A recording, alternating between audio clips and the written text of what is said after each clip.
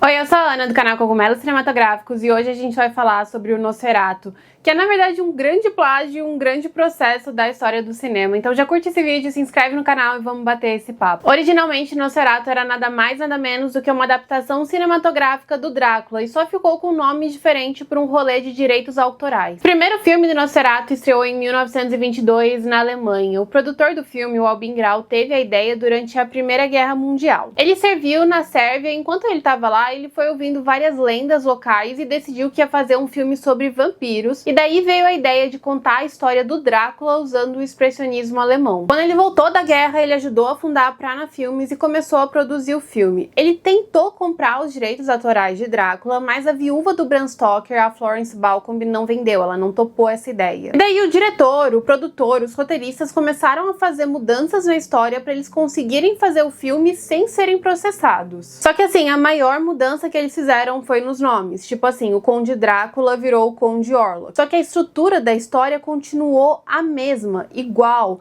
E os personagens, apesar de terem nomes diferentes, também continuaram os mesmos.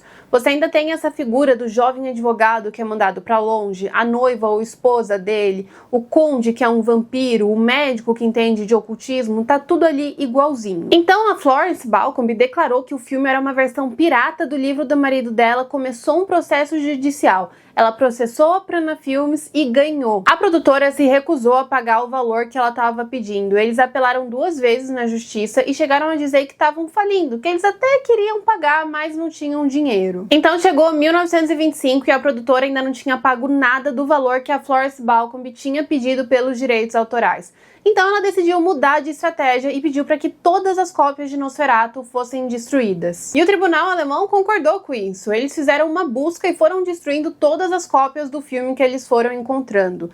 E hoje em dia a gente só tem acesso a essa versão do Nosferatu por conta de algumas cópias que sobreviveram. E esse processo de sobrevivência das cópias é muito mais complicado do que a gente imagina, porque hoje em dia é bem mais fácil, tem internet, sabe? Dá para salvar, compartilhar, baixar. Na época não era assim, o filme não estava em uma nuvem, era um filme físico, um objeto, sabe? Bom, uma dessas cópias foi enviada para os Estados Unidos e existe uma coisa chamada Convenção de Berna, que basicamente unifica os direitos autorais. Por exemplo, o Brasil assina essa convenção, né?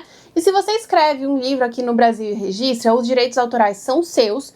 E todos os países que assinam essa convenção reconhecem isso, reconhecem que o livro não é público, que você tem os direitos autorais. Só que na década de 20 os Estados Unidos não tinham assinado essa convenção. Para os direitos autorais serem válidos lá, alguém tinha que ir até lá e fazer esse registro. E o Bram Stoker não fez isso. Para os Estados Unidos, Drácula estava em domínio público, então o filme podia passar lá tranquilamente. E eu não sei por que essa cópia foi enviada para os Estados Unidos. Pode ser uma campanha de distribuição da própria produtora, pode ser que algum cinema norte-americano tenha comprado ou alugado o filme, ou pode ser que o produtor tenha enviado o filme para os Estados Unidos porque ele não queria que o filme fosse extinto e ele sabia que lá não ia ter nenhum problema de direito autoral. E daí chegamos em 1931, quando a gente tem o primeiro filme oficial do Drácula, que também ficou bem conhecido. Mas apesar dele ter sido gravado nos Estados Unidos, a Florence Balcombe vendeu os direitos para a Universal Pictures para eles fazerem esse filme. E daí surgiu uma história de que ela só tinha vendido os direitos para acabar de vez com o Nosferatu. Tipo assim, agora que tem uma versão oficial do Drácula, não tem por que alguém ver a versão falsificada. Só que assim, isso é uma história. Pode ser que seja verdade, que ela só tenha vendido os direitos autorais para acabar com o Nosferatu, e pode ser que não. Pode ser que seja só uma história para boi dormir, e que ela na verdade tenha percebido que ficar segurando os direitos autorais não ia impedir que as pessoas fizessem o filme. Que apesar de tudo, o Nosferatu teve uma contribuição muito importante para essa mitologia do vampiro.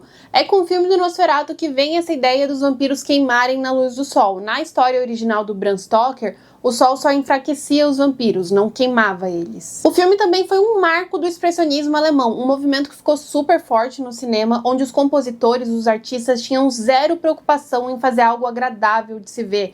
Eles usavam contrastes, sombras, luzes para trazer uma reação forte. E esse movimento cresceu no meio de um momento super caótico, no meio da Primeira Guerra Mundial, então nem cabia ali uma coisa bonitinha, fofinha. Eles queriam uma imagem visceral e eles começaram a desprezar toda todas as regras muito tradicionais de composição.